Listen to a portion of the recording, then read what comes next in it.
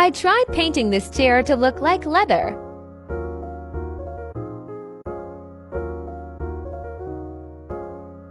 Painting with 50/50X fabric softener mixed with latex paint.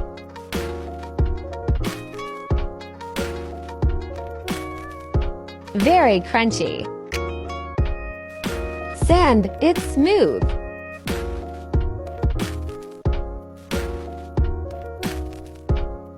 Sand.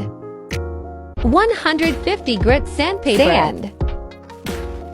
Sand. Sand. Matte black for the legs.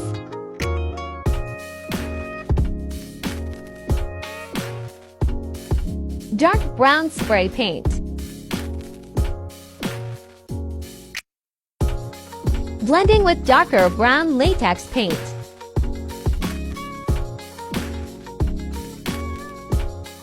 Dry brushing with black for an aged look.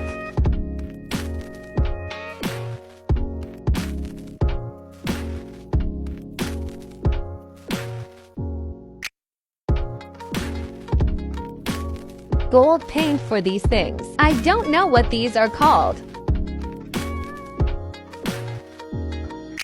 I think it came out pretty good.